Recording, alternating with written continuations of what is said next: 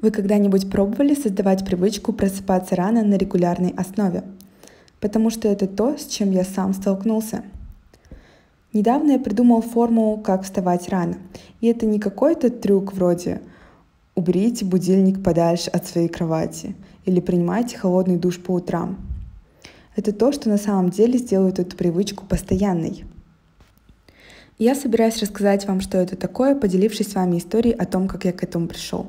Однажды я просматривал YouTube и в рекомендациях увидел видео о 10 преимуществах раннего пробуждения. Нажав на него, я узнал, что ранний подъем может сделать удивительные вещи. К примеру, это может помочь мне похудеть, сделать меня более мускулистым или даже заработать мне больше денег. В принципе, это просто заинтересовало меня, поэтому я поставил себе цель просыпаться рано каждый день в течение следующих 30 дней. Ведь я отчаянно хотел все эти преимущества. Так что первые 7 дней я просыпался в 5:30 утра, и, очевидно, я ощущал усталость. В то время я учился в колледже, поэтому сначала я старался делать все свои задания. Но на самом деле я не выполнял их в большом количестве. Я обнаружил, что мой мозг просто не может сосредоточиться. Кроме того, я просто ненавидел делать уроки вообще. Поэтому вторую неделю я старался ходить в спортзал. Но когда я добрался туда, то почувствовал себя плохо. Я не чувствовал себя таким сильным, как в дневное время раньше. Так что и это не сработало.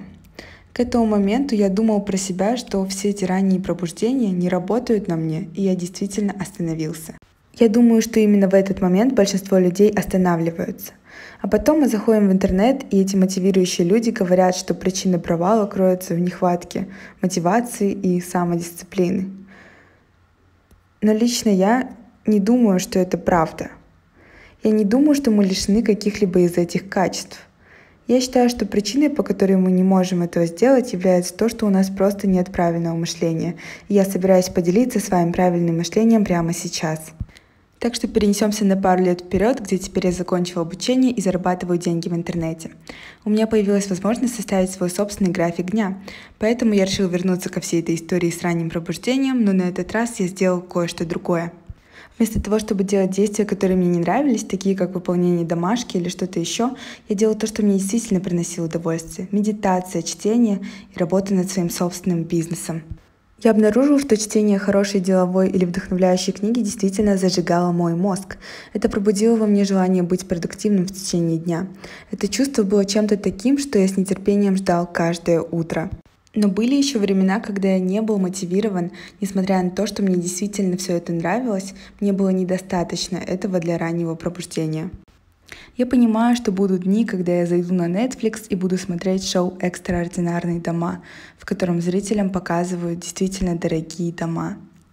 Причина, по которой я смотрю это шоу, заключается в том, что просмотр всех этих удивительных особняков и прекрасных европейских пейзажей в таких местах, как Испания, Португалия, Швейцария, напомнила мне о той возможности, которая была реальной, если я буду работать достаточно усердно. Это напоминание и мысль были причиной, которая дала повод просыпаться каждое утро. Это стало ответом на мой вопрос «почему?». Итак, это то, что я бы рекомендовал. Утром постарайтесь сделать то, что вам действительно нравится, или то, что играет более важную роль в вашем будущем. Что-то, что можно классифицировать как ваше время. В идеале это должно быть тем, что двигает вас вперед в вашей жизни. Вы, наверное, не хотите смотреть сериал «Друзья» или что-то в этом роде. Но это не обязательно должно быть что-то действительно большое. Это может быть просто утренняя прогулка или уборка вашей квартиры. Это практически может быть все, что угодно. Но это то, что вы должны делать для себя. Вы должны понять, почему вы это делаете. И если вы действительно не имеете понятия, что вы хотите делать, тогда я бы посоветовала вам начать новое хобби или даже небольшой бизнес. Но главное здесь изменить то, как вы относитесь к раннему пробуждению. Не смотрите на это как на какую-то ужасную вещь, как большая часть интернета говорит, что для этого вам потребуется куча мотивации и самодисциплины. Рассматривайте это как возможность приятно провести время с собой или возможность осуществить свою мечту.